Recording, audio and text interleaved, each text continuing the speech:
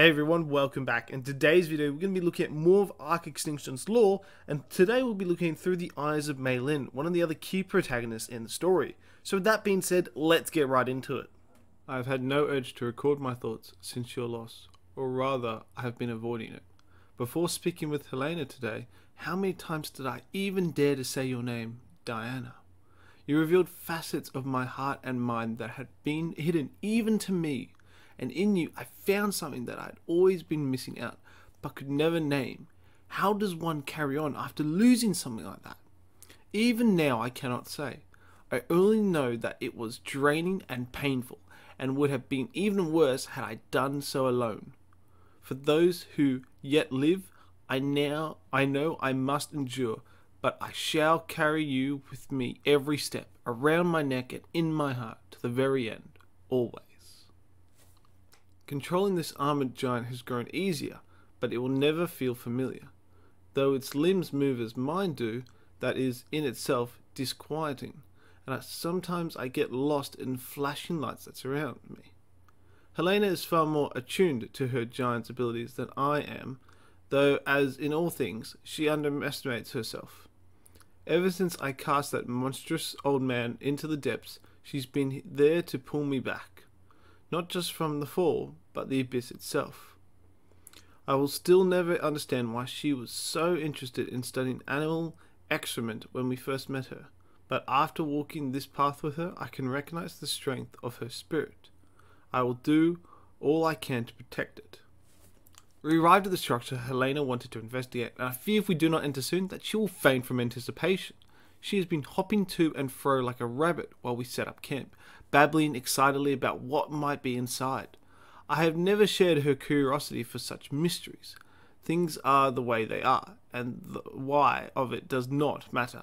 Unless it will help us survive, then I do not care who built the empty palaces of this land or what their purpose was. However, I trust Helena's wisdom. Hopefully, whatever we find in here will state her, and perhaps grant me a moment of blissful silence at that. I dislike this place. Helena says it's an archive for lost knowledge, but it reminds me of the chambers we explored with Santiago, where beast and man slept in countless glass coffins. If the halls where I battled Nerva were at the edge of heaven, then that place was surely one of the 10 courts of hell. Those halls do not radiate with the same evil, but it still does not feel like a place where men are meant to tread. There is a sign of neither earth nor sky here. It is all unnatural metal and machines, so foreign that even Diana's comrades cannot master them. I will speak with Kazuma about tightening our patrols. We must stay vigilant. These halls did hide one marvel. I shall grant them that. I found it during my patrols, tucked away in a small chamber all in its own, and while I do not know its purpose, its beauty is without question.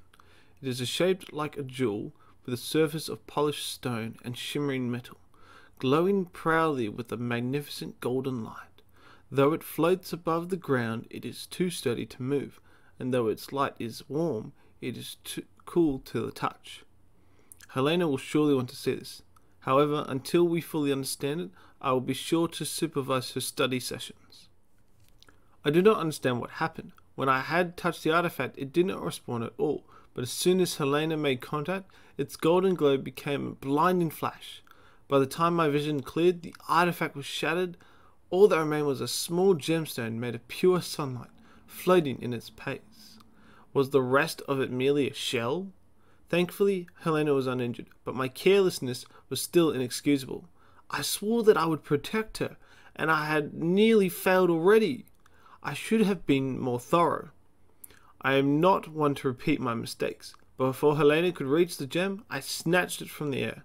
I won't let her touch it unless I am certain it is safe. I am tempted to smash this gemstone to pieces, though I am not certain how I would do so. When I hold it, I can feel its texture and weight, yet it casts no shadow and makes no sound when I tap its sides. It's as though it is once here and somewhere far away. But Helena insists is the key to answering her many questions, so for now I let her study it from a safe distance. At first my precautions earned me her ire, though it lacked true venom, and in time she admitted my judgment was prudent. She says the gem might be capable of great change. I couldn't follow everything she described, but she is more cautious around it now. That is enough for me. Unfortunately, the gem may soon be the least of our concerns. A horde grows on the horizon, larger than we have ever seen, and led by a demon who stands so tall that mountains bask in his shadow. When we realized it was headed our way, we picked up our camp and made for the wastes. Yet as we moved, the horde followed. This is not mere misfortune, it is a hunt, and we are the prey. Helena claimed the gemstone might be able to help us, but I still forbade her from touching it. When we fight back to back, I can watch over her, but I can't protect her from something I don't understand. No. Should battle be joined, we shall meet them head on. No matter the size of our foes, I will fight them with that. I am, for the sake of everyone here. I will win. I must. This is my failure. At first we forced the enemy back, so when their master finally set foot on the battlefield, I tried to slay him myself. That was our undoing. Even in my armored giant, I couldn't even scratch his hide. Such disgusting weakness. Were it not for my second blunder, surely I would have died. But Helena had stolen the sunlit gem from me. Before the battle, before the demon could crush me, she opened the shell of her giant, held the gem aloft, and placed it in the metal mark upon her wrist. A terrible scream rang out in my mind, but it must have been worse for the monsters. They recoiled in confusion, and I knew that would be our only chance. All but Helena and I lay dead or dying, and Helena herself lacked the strength to stand. So I cradled her in my giant's hands and ran. In shame and defeat, I ran. I'm a disgrace of a protector. Those were Diana's people, a living memory of her. She entrusted them to me, and I failed them all, just as I failed Santiago. Wuzi He and Diana herself, a true warrior, should die defending what they love and care for. Yet I have let it all turn to ash while somehow escape the flames. Every time. Even now, the only person I could save barely clings to life. Veins of light creeps across Helena's skin, and she only wakes for minutes at a time. When she does, she speaks in poems that make no sense. She says a distant tomb is calling her name, and that we must go to there. I asked if the tomb would cure her, but she only answered in riddles. Every time she wakes, her voice sounds further away. Helena, you must stay with me. Your heartbeat and your shallow breath, they are all I have left. Helena shakes and sweats in her sleep, and she no longer opens her eyes. All I have left to guide me is the notes and the maps that she scribbled out in a delirious frenzy. Sometimes she mumbles nonsense or moans in pain. I have to crush bits of food into fine powder and pour it down her throat with water. When we move, I strap her to the corner of my giant's control chamber and stop frequently to make sure she is alright. It is only because of my mistakes that she is in this state, and I worry that she is fading. If I lose her too, then my failures will be complete. I do not know what I would do. Please let her hold on. Don't take her too. Please! I have little trust in prophets or visions, but I fear that the tomb Helena spoke of may be her only chance. She does not respond to my presence anymore. Nothing I do rouses her. I only hope her maps are accurate. Yet even if they are, we still have so far to go. Though we have left the poison waste behind, before us lies a land of ice and snow. The storm rages above, and even in the armored giant, progress is slow. Each step is a labor, and I feel the giant grown weaker. It will need to feed on the violent fire, the element, as Dinah called it, if we hope to continue. I will have to brave the cold alone. There is shooting pain in my left arm. I think it may be broken.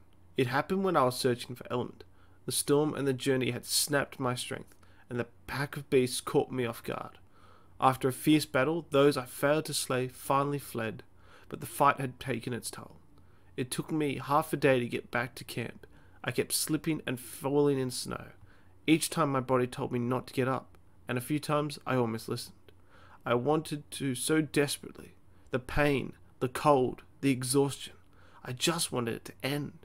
Maybe that's what this is. My limit. My end. As I slept in the belly of an armored giant and the storm howled outside, I dreamed I was home again, in our little village in the White Providence. It was during the rebellion everyone was huddled together in an empty granary debating surrender. Arguments went back and forth until at last I stood, grabbed a spear, and made for the exit. "See, even this girl would die for her emperor than give in to that scum," one man declared. "You're wrong," I replied, turning to face him. "I have no intention of dying. I will survive." The others talked about our memories not being our own, that the home I sought for so long may have never existed at all. Perhaps that is true, but those words are mine, more than anything in the world. This is not the end. This is not where I fall. Those beasts that attacked me are mine. I retraced my steps to make sure that I found the same pack, and then I bent them to my will. They moved as they could walk on air, leaping from one invisible stepping stone to another before pouncing at me. It made their movements hard to predict, but once I was able to snare them in a steel trap, their advantage was gone. Though they flung arrows of ice at me from afar, it was not enough to deter me. Once asleep, I coaxed them into obedience, and they accepted me as their leader of their pack. Their strength will help me on my journey, but I will need more still. This is just the beginning. My arm is nearly healed. I can control the armored giant without pain, and it no longer protests when I use it to carry weight or strike. The timing could not be better, for I have just brought more beasts into the fold. Great owls with feather as white as the snow. They soar over, swooped down at me from on high, but I avoided their talons and brought them down. Now their great vision helps me scout ahead with ease. With my pack growing in number and my strength returning, it's time to set out. Keep fighting for just a while longer, Helena. I will see you to that tomb. I swear it. As we travel, I continue to bring more beasts to my side. Amongst the overgrown palaces, I tamed lizards that fire thorns like arrows, floating caterpillars that carry my supplies with ease, and a dozen more. They do not have the same bond or discipline as my first pack, but their strength is formidable. Combined, they are forced to be reckoned with, marching in the shadow of my armored giant, and ready to fight any monsters who would stand in my way. It's time that I reminded this world just who I am. I shall etch it in the earth as I march on towards the tomb, so that it may never forget. I am still the Beast Queen, and I shall not be denied. According to the maps, we are nearing the tomb's location. I have made short work of the monsters and disfigured beasts that stood in our way, and the path ahead seems clear. However, something looms behind us, growing ever closer. It's another horde, and while it lacks the mountainous demon that attacked us before, there are other, lesser devils in its place. Though smaller than their master, they are still far larger than any normal beast, and their might will be considerable. Fortunately, my pack is outpacing them. We should arrive at the tomb well ahead of the horde, and if I can heal Helena quickly, we might be able to avoid it altogether. It did not take long to find the entrance to the cave, and when we reached it, Helena stirred. Though she did not awake completely, I could hear her speaking to me. The Tomb of Ascension. Find the altar. There is no time to waste. I have left most of my beasts to guard the entrance while I bring a trusted few to clear the cave. There are pockets of malformed creatures here, and before I can see to Helena, I will need to rid the tomb of these unnatural beasts and their poisoned blood. This close to my goal, there is an extra drop of fury flowing through my veins, and any enemies that block my path today will be quickly torn asunder. The last of the feral beasts have been wiped out, and I have found my way into the cavern's heart. It seems far too beautiful for a tomb, even an emperor's. Surely the name carries some different meaning. Crystals grow along the walls like flowers sprouting from vines of gold. They bathe the room in a gentle glow, but in the center of the chamber, they are overpowered by light from above that shines down on an ornate dais. Atop the altar, there is a device of some kind. It reminds me of the beds that Diana's people used, but grander in scale and the artistry. That must be where I am meant to place Helena, and once I do, the machine will heal her. It has to. It's working, I'm certain of it. When I placed Helena upon the central altar and stepped away, the machine hummed and sang in response. The light of the crystals burned bright as well, and once stable cavern air became warm and soothing. Helena immediately improved. She has stopped sweating and her breathing is stable. Blinking golden specks float about her like fireflies while she sleeps, as peaceful as I have seen her. The whole chamber has that effect. Even as I watch over her, I can feel my heart slow to a serene, steady beat. Unfortunately, the process is gradual, and with each moment, the pursuing horde grows nearer. I need to buy time. I have sealed the chamber and left a pair of my beasts to guard it, just in case any of the smaller monsters slip past me.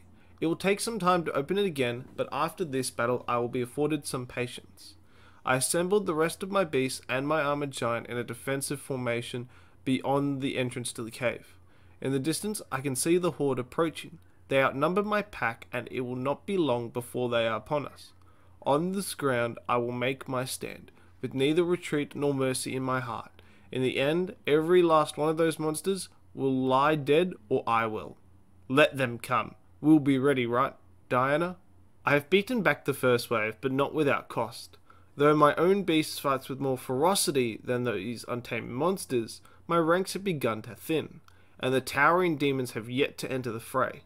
That has made it easier for me to tear through the lesser creatures with my armored giant, but their patience makes me wary. Beneath me I can feel something stirring from the tomb.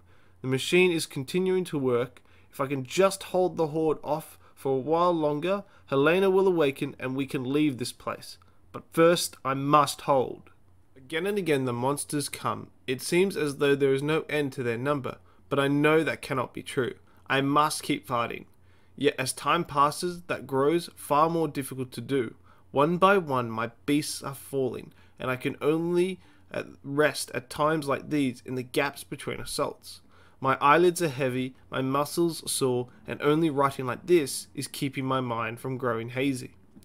The gigantic demons still stand idle, letting their lesser wear down my forces so they can strike me when I'm at my weakest. Yet they cannot wait forever, for the tomb continues to rumble below. Eventually their patience will run out, and in that moment, this battle will be decided. At last the time is at hand. The towering demons have begun to stir. Though my beast lay dead and my armored giant is damaged, I have slain the last of their minions. It's down to them, and it's down to me, just as it was always meant to end. Come then, I am Mei-Yin of Yi, Beast Queen of the jungle, and the depths and the wastes. If you dare to challenge me, then come and let us duel to the death. I am victorious, though my armored giant groans and sparks, and though blood stains my lips and drinks down my armor, I am victorious. It was a long, grueling battle. I had no advantage in power, so I goaded my immense foes into striking, and then counterattacked them at their joints. Once I had slowed their movements even further, I picked at their weakest points, wearing them down before finally going for the kill. However, it was far from easy, and there were moments where I was nearly cornered. But in the end, the great demons lie dead while I am still standing. Now, as soon as I have the strength to not only stand, but move, I should see to Helena. I arrived in the tomb to a chorus of light. The machines and crystals pulsed with a heavenly rhythm, and hundreds of those golden fireflies danced about Helena to the same melody. Her body itself glowed like the sun, floating untethered above the altar. I was so in awe that when the whole chamber flashed and Helena's flesh turned into light, I could only watch. It was not until Helena's radiance floated skyward that I could find my voice and call out her name. By then the light of the crystals had begun to dim, and there was no trace of her left. Somehow I know that this is the end she was seeking, and that wherever her soul may be, it is safe and content. Yet I cannot help but mourn, for now I am left alone. I am certain that I succeeded, and yet my hands and heart are empty. For the first time in so long, I am devoid of purpose. There is nothing to fight or run from. Is this what peace feels like? When I exited the cave, I simply entered my armored giant and left. I did not have a destination in mind, just some fate instinct that perhaps I should go this way. So here I wander alone in a land of poison and empty palaces, to the no end but the one I chose. It's unfortunate the sky is so clear today. It would have been a perfect time to fulfill the promise around my neck. My armored giant has stopped working, and I do not know how to fix it. I suppose I've been fortunate that it lasted as long as it did. Had it given out before we reached the tomb, I may not have been able to protect Helena. If I want to carry on without it, I will need to get to work soon. I am low on supplies, and when one is surviving on their own, there is always much to be done. Food, shelter, safety. Maybe I will even find time to clean the blood from my face.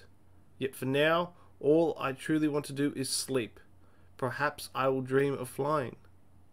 I awoke to the sound of earth-shaking footsteps. A towering demon was upon me, and though I struggled against its minions on foot, my situation was desperate.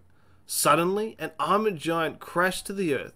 It struck down the demon, scattered its beast, and knelt before me. From within stepped a woman with hair the colour of sunset, or perhaps more adeptly, a tangerine. My Juicy, my love, Diana. For a moment I thought I was dead, or dreaming, but she felt too real to deny. I left her lips smeared with tears and blood, but she wouldn't let me apologize. It's just as well, I was not that sorry. I do not know how or why this is possible, but neither do I care. All I know is that I am going to hold onto this feeling and never let it go. Never again. Hey guys, I just want to say thank you so much for watching. I hope you learned a lot more about the Arc lore. If you have a recommendation for the next person I cover next, hit me down in the comment section down below, and I'll see you guys in the next one. Take care.